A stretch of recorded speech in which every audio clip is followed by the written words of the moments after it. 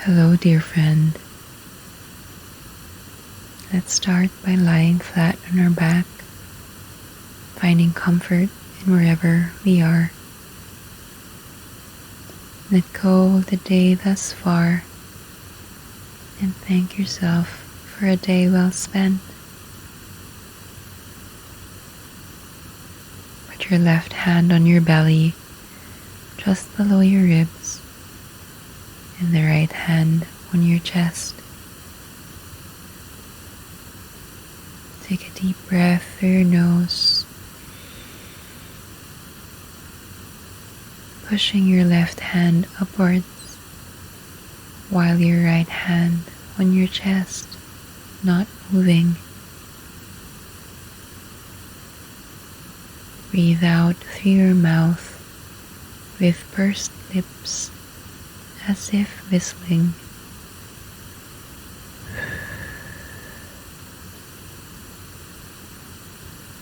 Feel the hand on your belly fall down while you push all the air out.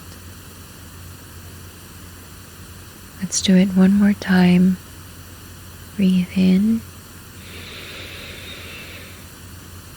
and out.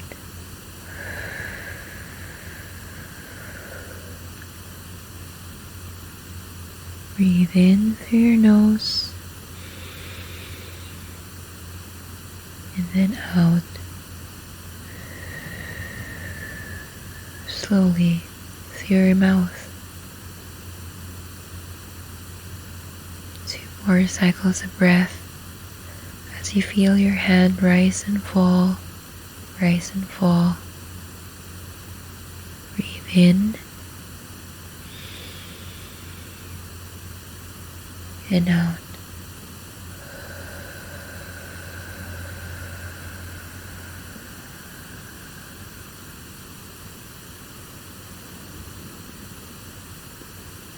Slowly take a big belly breath in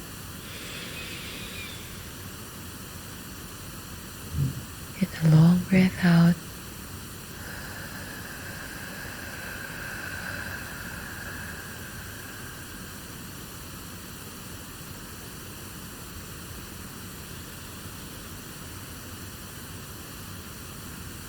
At this point, notice how you feel.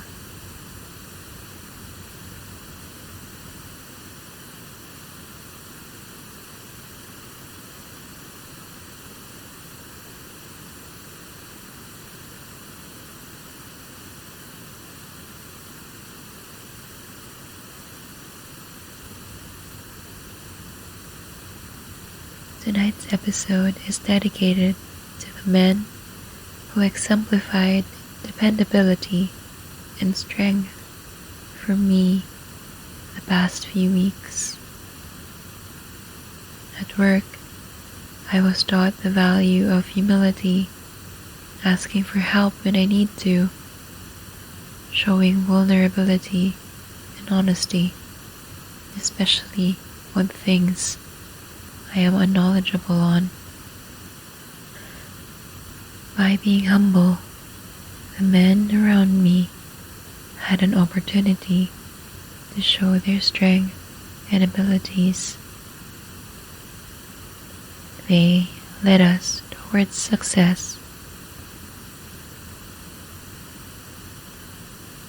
Can you also think of a male colleague or friend who helped you greatly this past week?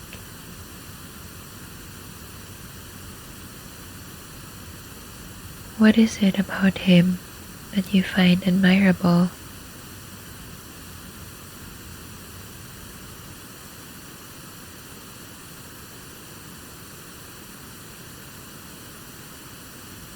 How did he inspire you to be a better person?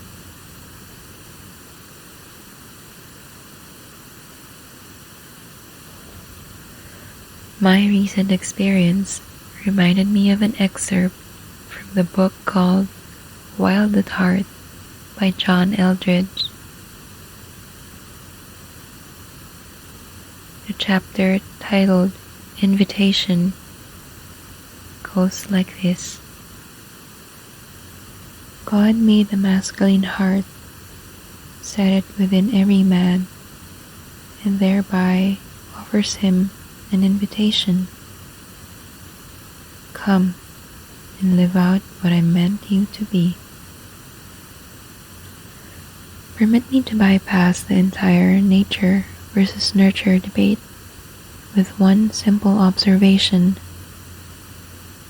Men and women are made in the image of God as men or as women. Genesis chapter 1 verse 27 says, So God created man in his own image. In the image of God he created him. Male and female he created them.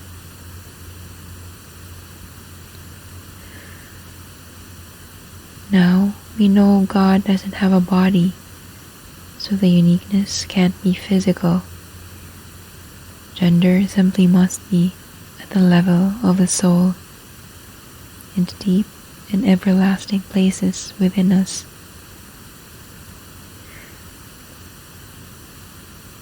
God doesn't make generic people.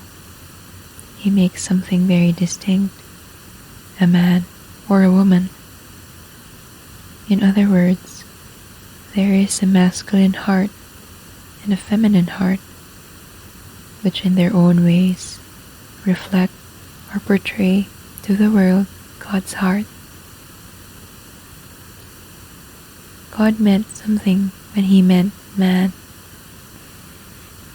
And if we are to ever find ourselves, we must find that. What has he said in the masculine heart? Instead of asking what you think you ought to do to become a better man, I want to ask, what makes you come alive? What stirs your heart? The journey we face now is into a land foreign to most of us. We must head into country that has no clear trail. This charter for exploration takes us into our own hearts, into our deepest desires.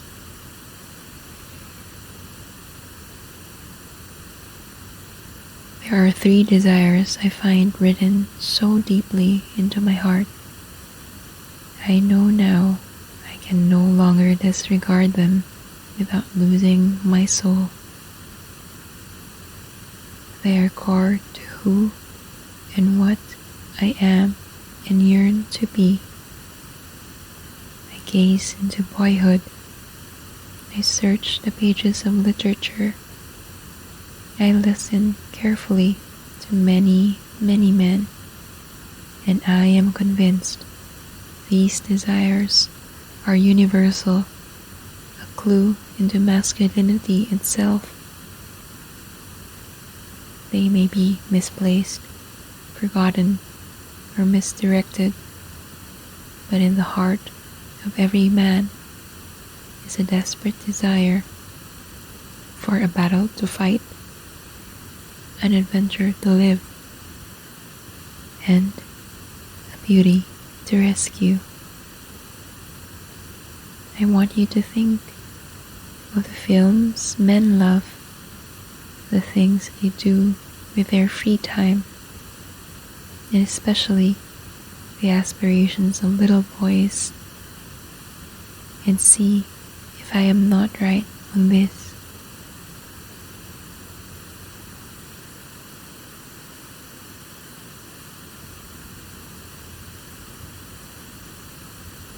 I hope this triggers some reflection for you, my dear male listener, to live up to your potential as a male, bearing God's image with your masculine heart. Ladies, I hope you can help the men in your lives to play their part in this world God made for us to coexist and thrive.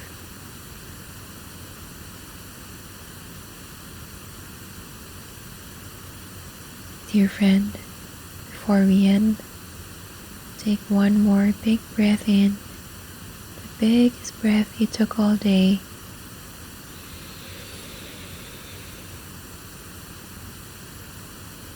And breathe out. Sending lots of love out.